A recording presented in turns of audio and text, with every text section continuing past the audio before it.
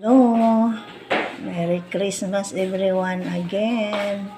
Hello mga kananay.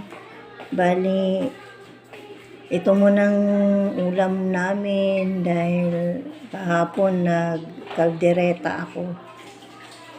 Ay, ibahin muna natin isda naman ngayon and magsalad ako ng ampalaya salad. O, ano yan guys, kasi kahapon kaldereta.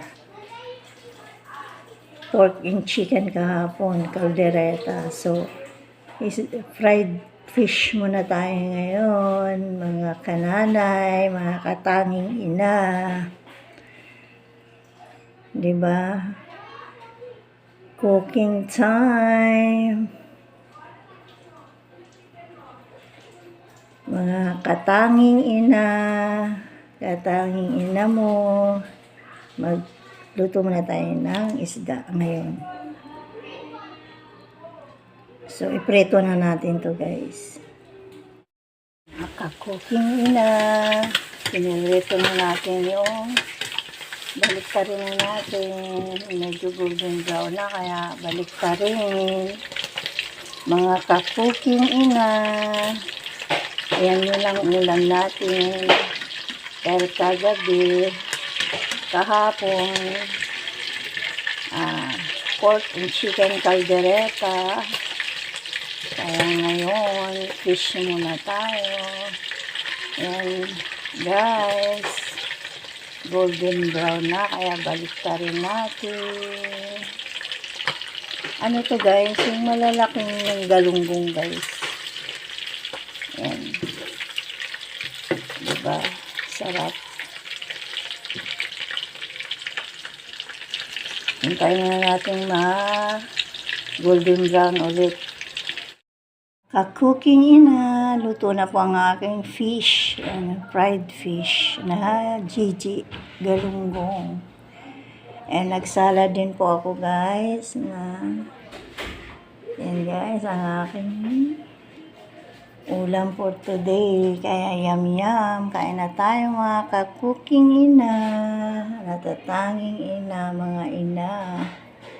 Yummy yan. Thank you for watching. Ano tayo mga ka-cooking ina. Sarap po kain ng natin ng isda guys.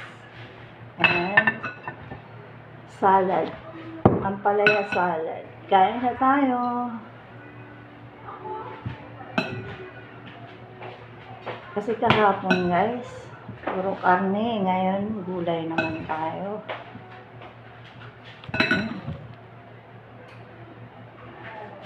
Ampalaya.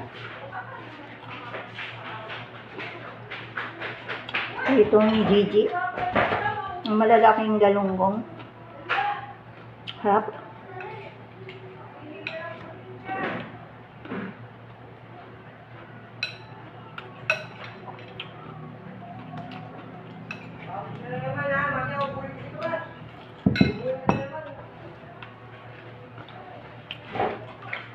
Tamang alat. Dabis ang palaya. Maganda sa kalusugan.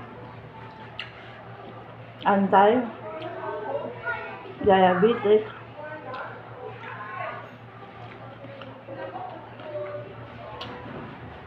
Mga sibuyas, maganda sa kalusugan. Lahat ng gulay ay maganda sa katawan.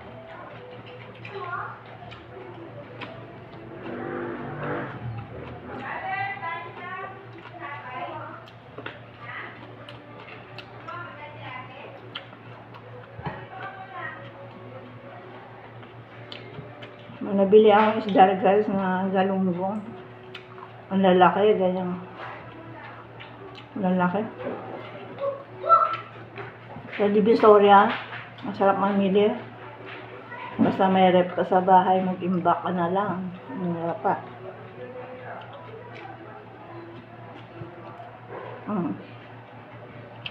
Thank you for watching.